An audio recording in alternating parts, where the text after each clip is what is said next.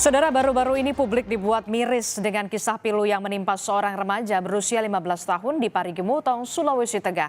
Remaja yang tengah menjadi relawan banjir pada tahun 2022 yang lalu justru malah jadi korban pemerkosaan yang diduga dilakukan oleh 11 orang pria. Yang membuat kasus ini makin memprihatinkan adalah di antara para pelaku ini adalah kepala desa, ada guru hingga polisi. Sosok yang seharusnya memberikan contoh baik bagi masyarakat. Akibat peristiwa ini, saudara, korban harus menjalani perawatan intensif di Rumah Sakit Umum Undata Palu karena ditemukan tumor di rahimnya. Korban akan dioperasi pada pekan depan setelah ada rekomendasi dari 3 dokter yang menangani korban R. Korban harus menjalani operasi rahim lantaran kembali mengeluh sakit di bagian perutnya. Tidak hanya luka fisik, kondisi korban masih terguncang dan mengalami tekanan psikologi. Operasi berjalan insya Allah minggu depan setelah item-item kebutuhan persiapan operasi itu berjalan baik, insya Allah akan dilakukan tindakan operasi. Tindakan operasi dilakukan karena hasil pemeriksaan dari 3 dokter, dokter kandungan, dokter bedah digestif dan dokter bedah anak itu kolaborasi mereka untuk memberikan pelayanan terbaik kepada pasien tersebut. Ya, kasus pemerkosaan ini diduga terjadi pada pertengahan 2022 yang lalu. Saat itu, saudara, korban sedang bekerja menjadi sukarelawan di sebuah posko bantuan bencana banjir. Dari kegiatan inilah korban mengenal salah satu pelaku. Karena diiming-imingi tawaran pekerjaan oleh pelaku, korban pun akhirnya tidak kembali ke kampung halamannya, tetapi tetap berada di Parigi Motong. Namun ternyata, saudara, pekerjaan itu tidak ada. Korban telah dijebak oleh pelaku. Peristiwa pemerkosaan ini terjadi sejak bulan Mei 2022 yang lalu sampai Januari 2023 dan terjadi di lokasi serta beberapa tempat yang berbeda. Barulah tepatnya pada bulan Januari 2023 lalu, korban menceritakan derita yang dialaminya kepada orang tuanya. Orang tua korban pun kemudian melapor ke Polres Parigi Motong. Selanjutnya, saudara, polisi telah menetapkan ada 10 orang tersangka dalam kasus pemerkosaan remaja di bawah umur di Parigi Motong.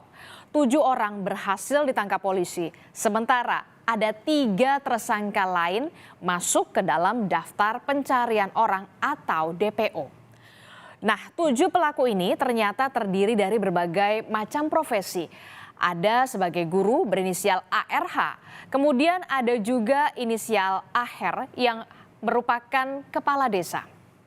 Namun sayangnya, saudara, seorang anggota polisi berinisial MKS yang diduga turut memerkosa korban, statusnya hingga kini masih diperiksa sebagai saksi karena masih butuh alat bukti tambahan. Ini dia adalah 7 orang tersangka yang ditangkap polisi dan langsung dibawa ke Mapolda Sulawesi Tengah, saudara.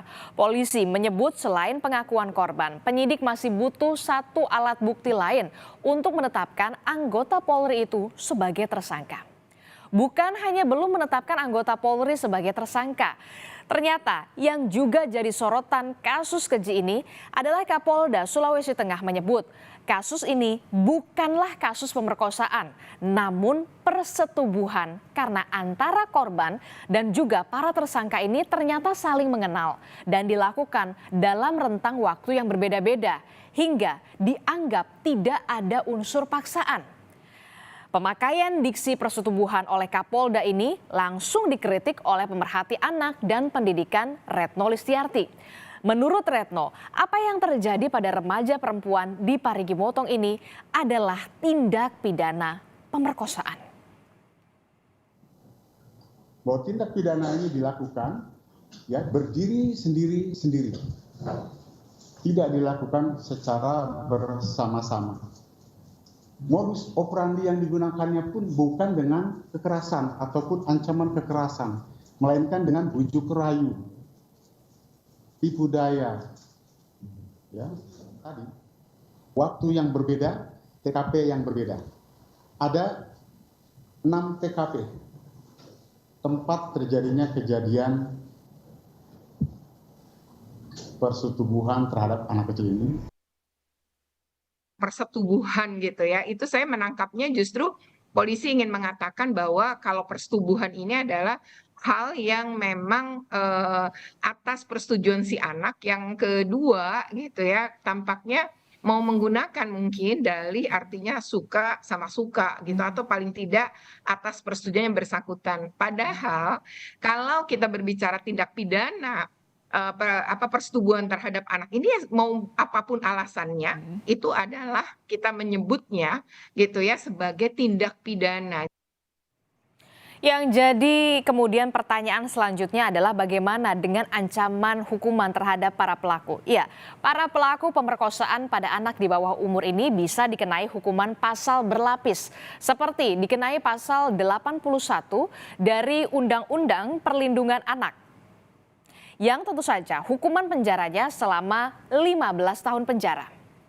Kemudian ada pasal 287 KUHP dengan pidana 9 tahun penjara, serta korban yang mengalami luka fisik. Maka tentu saja para pelaku ini bisa saja dijerat dengan pasal 288 KUHP yang hukumannya adalah 12 tahun penjara.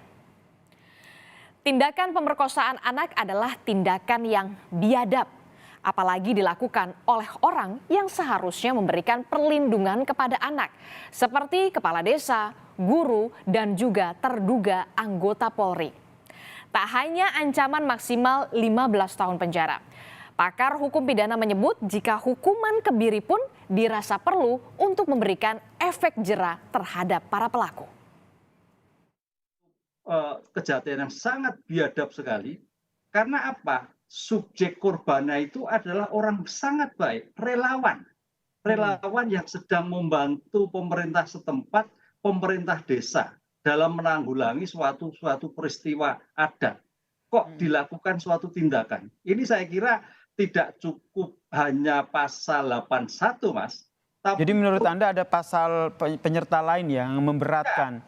Yang memberatkan seperti kasus yang di Jawa Timur, yaitu apa? PP 23 2020 tentang kebiri. Lalu yang jadi pertanyaan selanjutnya, bagaimana dengan kondisi korban R? Ternyata korban R ini bukan hanya luka dari segi fisik.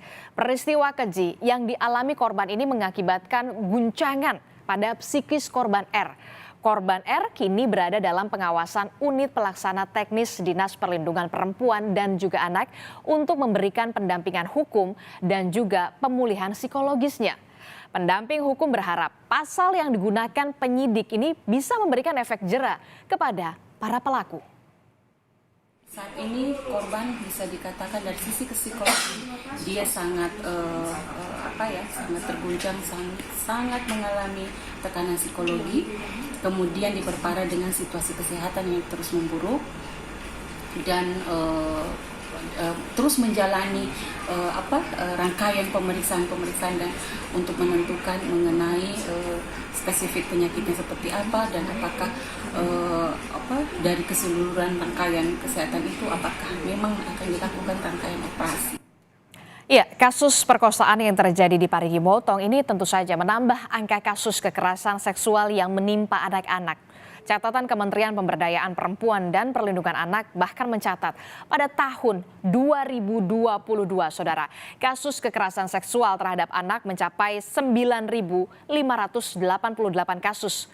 Jumlah itu, saudara, mengalami kenaikan dari tahun sebelumnya, yakni 4.162 kasus.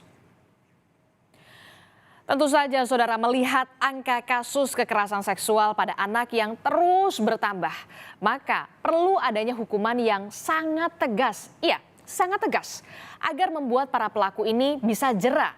Karena tindakan pemerkosaan terhadap anak adalah tindakan yang biadab, apalagi dilakukan oleh orang yang seharusnya memberikan perlindungan kepada anak-anak.